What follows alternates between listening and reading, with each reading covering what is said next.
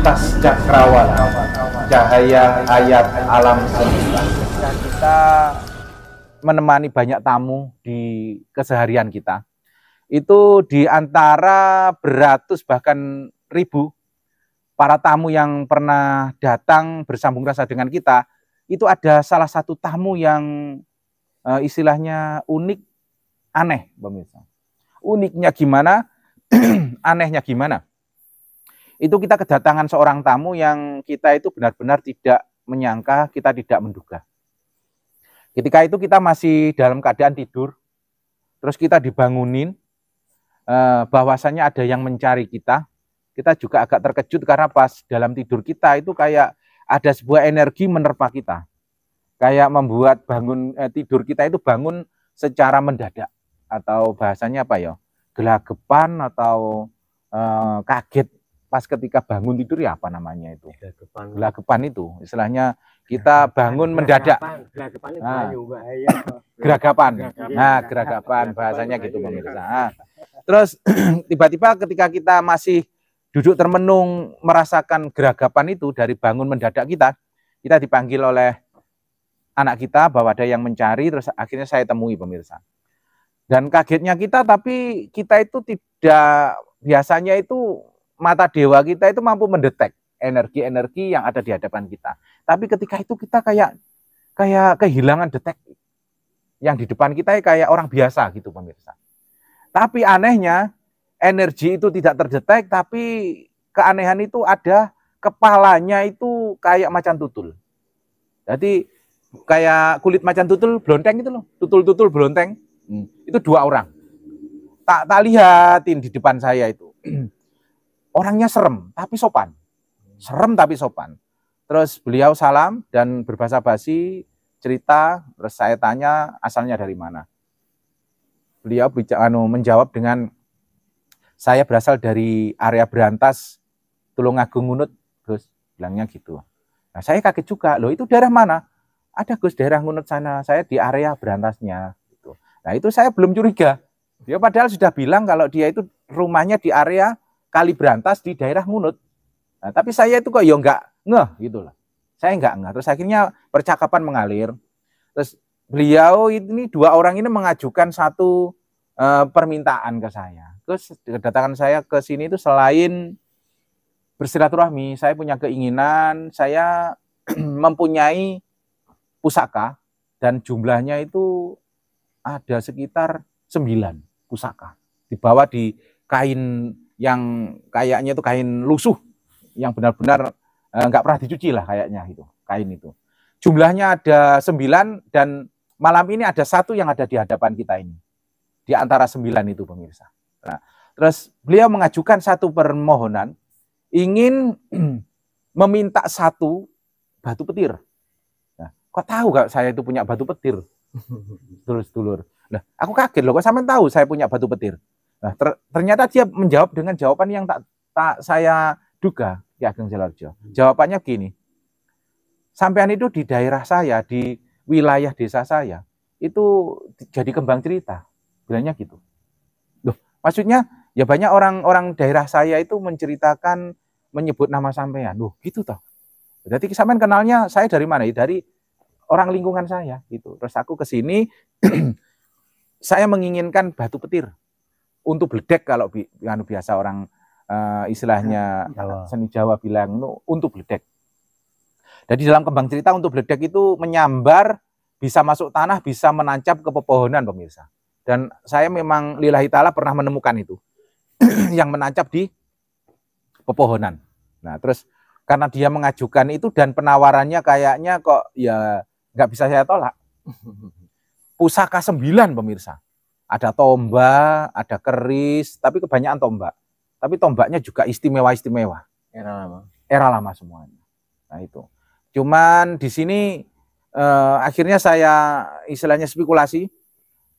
Saya nggak keberatan memberikan itu. Terus malah dia bilang di rumah masih ada lagi satu peti. Kaget pemirsa. Terus dia cuma minta satu butir batu petir atau untu bledek dengan 9 pusakanya. Bahkan masih menawarkan satu peti yang ada di rumah. Nah, ketika itu beliaunya tak kasih, Apa yang diminta dilihat dan merasa benar itu yang diinginkan, itu yang dicari, dilihat dan dia ekspresinya saya lihat puas, dia pamitan sama saya. Terus tapi anehnya pas pamitan itu hujan lebat dia nggak mau berhenti. Tetap nerobos padahal dia itu naik sepeda motor tapi motor yang lawas. Itu loh, motor-motor legenda. Motor legenda sekitar tahun 2000-an. Nah, aku nggak memperhatikan, masa saya harus memperhatikan orang itu datang naik apa atau naik apa, naik mobil atau naik motor baru atau naik lama ya toh. Saya nggak berpikiran sudah. Dia pulang, tapi aneh. Hujan-hujan kok kayak nggak beban dia itu pulang. Nah, ketika dia sudah pulang sekitar setengah jam, aku baru sadar. Ini tadi orang apa orang gitu loh. Nah, ternyata tak amat-amati itu tadi bukan orang pemirsa. Tapi ada dimensi lain yang datang ke kita. Yang memang alam itu, alam semesta, alam ciptaan Sang Maha Pencipta, itu memang tidak hanya alam logika, alam realita, alam dunia, alam nyata, alam yang bisa dilihat oleh pandangan mata pemirsa. Ternyata ada alam lain selain alam kita. Dan itu boleh untuk orang-orang ahli logika, ahli akaliah atau realita untuk tidak percaya. Karena itu masalah pengalaman spiritual orang masing-masing yang setiap orang kan punya pengalamannya masing-masing. Yaitu, nah ini perwujudan pusakanya. Coba pemirsa dikasih kesempatan untuk melihatnya. Ki Aryo Pamungkas boleh membukanya supaya pemirsa bisa menikmati sama-sama untuk istilahnya memperkaya cakrawala, wawasan-wawasan untuk memperkaya pengalaman-pengalaman selain pengalaman mencari harta dan benda. Allah, ini pemirsa. Ini pemirsa. Nah, pamornya luar biasa. Itu kalau boleh minta istilahnya pendapat, ini termasuk masuk pamor apa Ki Aryo Pamungkas? Kalau nggak salah Melati Ronce. Melati Ronce pemirsa.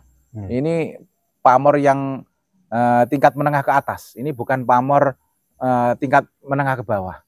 Melati Ronce itu biasanya favoritnya para pejabat, para istilah petinggi atau para orang-orang yang menengah ke atas lah dalam segalanya, intelektualnya, dalam spiritualnya, untuk mengharumkan energinya. Bagus ya, Ki Aryo Pamungkas. Menurut Ki Aryo Pamungkas era lama ya. Nah, itu pemirsa. Kalau menurut Pangeran Kelantan itu termasuk pamor apa? Pamornya Melati Ronce. Melati Ronce nggih, iya. Bener nggih, nggak salah nggih. Kalau menurut Pangeran Kelantan itu energinya menuju ke arah guna manfaat apa? Nggih lek kula niku lek niki damel kaya contohnya damel bisnis-bisnis ngoten niku. Untuk asmara? Jualan. Untuk asmara? Nggih lek menurut kula lek asmara nggih. Jangan malu-malu. Jangan malu-malu. Katakan apa adanya saja. Saged nggih niki. Soalnya melati itu kan sebuah keharuman. Nah, apakah ada untuk ke arah ngolor hijau lah kata-kata. Aduh. Ke arah ngolor hijau ada apa enggak? Ada juga wonten ya. Tergantung sing migunakaken. Kita minta pendapat Ki Silorjo, Ki Ageng Silorjo sang pawang hujan kita. Barangkali memberikan pendapat yang berbeda tentang pusaka yang kita dapatkan dari alam yang unik, dari pertemuan yang antik. Nah, menurut Ki Ageng Silorjo itu apakah ya sama? Ujungnya jangan dihadapkan ke saya, ke atas. Rasanya tajam, rasanya kayak ada energi bawahnya, yang ke atas saja. Jadi kalau menurut saya sama-sama. Karya Pamungkas. Ya. Melati Ronce. Tapi kegunaannya tergantung yang megang. Oh, gitu. Berarti termasuk multifungsi. Multifungsi. Tergantung yang megang itu buat apa. Yang penting ini buat jahat ya bisa, buat baik ya bisa. Tergantung lah. Tergantung niat kajate yang megang. Siap. Menurut saya gitu. Gitu. Jadi serbaguna. Tapi kita lebih memaknai condong ke arah siapa yang memegang. Ya, kalau yang memegang kolor hijau, ya Akhirnya hancur nantinya. hancur sendiri. Tapi kalau menurut Mbah Sabdo Alam, lebih lo pengen ningali pendapat. Ya, masuk Ki Sabdo Alam, monggo. Ini asli mbotennya pemeriksa. Masuk. Kertos. Lah. Ki Sabdo Alam pemirsa. Beliau mencoba bersambung rasa untuk berkomunikasi dengan energi yang ada di dalam pusaka. Energinya sangat dingin. Dingin ya. Multifungsi juga. Ini kalau dibuat pejabat, oke. Buat ngerampok ya oke. Tergantung yang pegang. Sekarang tadi dulu ngerampok apa dulu? Gitu loh. Apa gitu. Ngerampok duit, ngerampok bojone wong. Apa ngerampok? Apa ngerampok hati? Akan menyebut ya enggak enak lah. Apa ngerampok jiwa? Lah mboten lho kersane lho. Ngerampok itu kan banyak maknanya toh? Nah, gitu loh. Tapi yang paling gak enak itu tuh ngerampok bojone wong loh, yang paling gak enak itu. Sekarang kok lagi ngetren toh. Nggih. Ngerampok bojone wong kalau lagi ngetren. Jakarta termasuk kanu nggih. Pun perampokan mboten bojone wong banyak ya. Enggak banyak lagi. Wadah ngerampok di lerenge malah. Tapi nggih tergantung kiat-kiatan iman kula sedaya. Nggih, pokok imane kian insyaallah nggih dados jalaran. Siap. Gimana? Ki Sabdo Alam. Silahkan memberi edukasi pada para pemirsa. Buat pejabat ini baik. Luar biasa nggih untuk pejabat nggih. Kalau buat jualan juga bisa, tapi kayak ada kurangnya. Masih lebih condong baik ke arah pejabat. Nggih, berpangkatan lah. Berpangkatan. Pangkat. Ngapunten ingkang Kakang. Nggih. Nggih. Iki wonten dukung nggih. Kados tiyang. Jaler.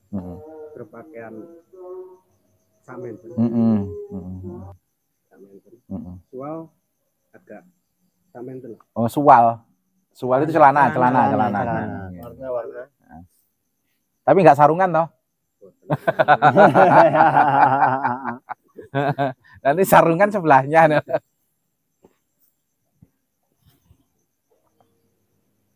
Pakai kalung apa enggak? Baju warna putih. Baju warna putih. Seperti baju melati ya. Loh, putih kan sebelahnya juga putih ini. Campur lorek kelakuane. Itu secara istilahnya penampakan yang mendiami pusaka. Siap. Oke. Barangkali ada yang disampaikan lagi di Sabdo Alam. Ya punten ingkang Kakang. Gunakan yang lebih baik, yang bermanfaat. Nah, bagus.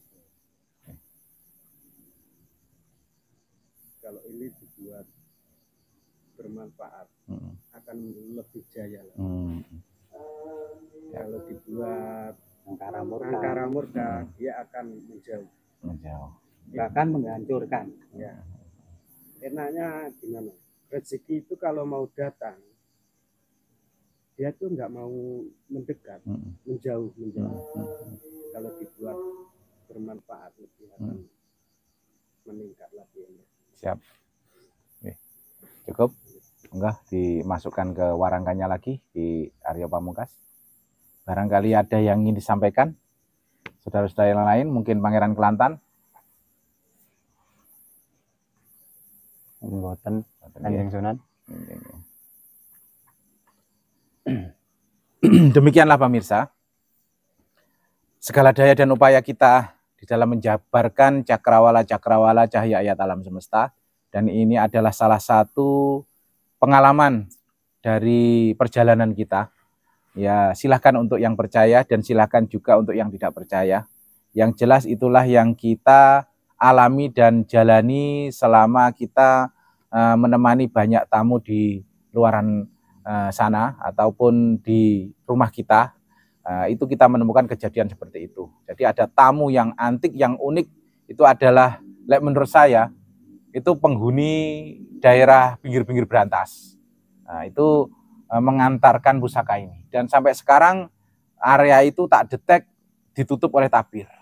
Yang kita sebagai manusia punya keterbatasan, tapi kita dikasih petunjuk isyarat bahwa memang mereka-mereka itu dari alam sana.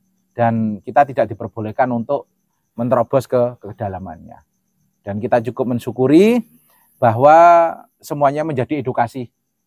Bahwa alam ciptaan Sang Maha Pencipta itu sangatlah beragam adanya. Jadi janganlah terburu-buru menjustis, menfinish bahwa yang benar itu hanyalah alam satu saja, alam hijau saja, alam kuning saja, atau mungkin alam merah saja.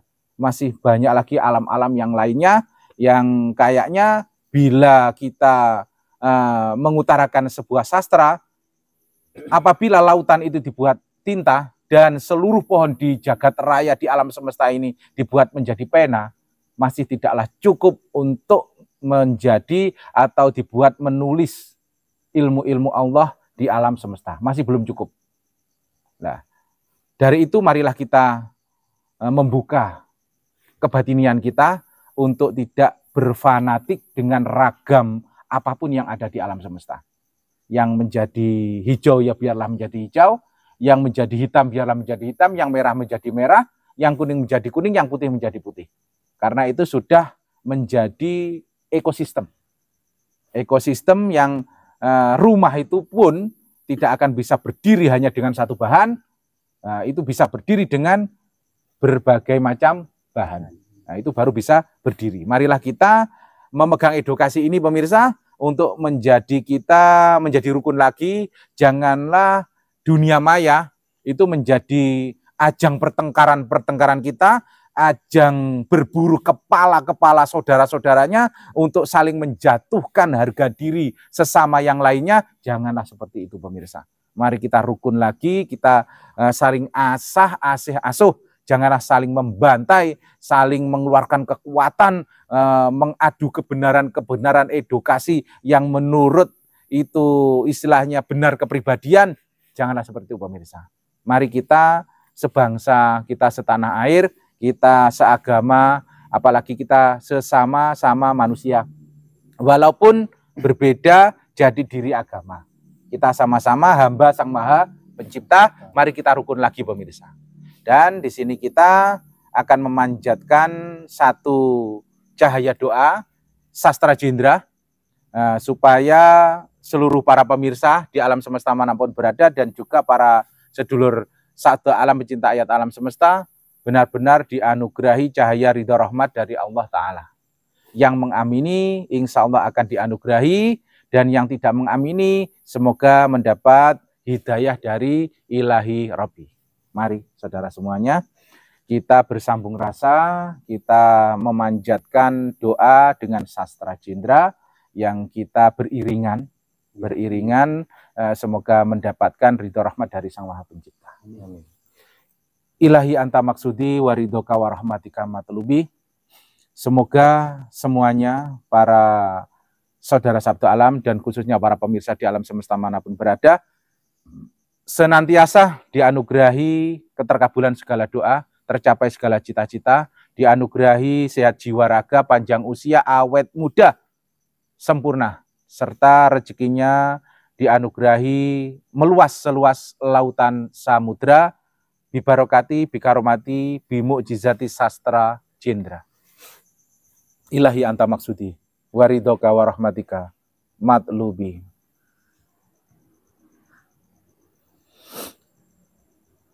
Ngoto bogomo, nyoyo jodopo, lowo sotodo, koro jonoho, yo morojo, joromoyo, yo marani, niromoyo, Yosilopo, Polosio, Yomiduro, Radumio, Yomiduso, Sadumio, Yodayudo, Dayudoyo, Yosioco, Coyosio, Yosihomo, Mohosio. Wassallallahu ala sayyidina Muhammad Abdul Jabbar wa alihi washabihi wasallim ajmain walhamdulillahi rabbil alamin. Akhirul kalam, hadanallahu wa iyyakum ajmain wal afu minkum. Assalamualaikum warahmatullahi wabarakatuh. Salam rahayu, salam rahmat Nur Muhammad, salam seduluran sambung rasa dari kita sang para pecinta cahaya ayat alam semesta.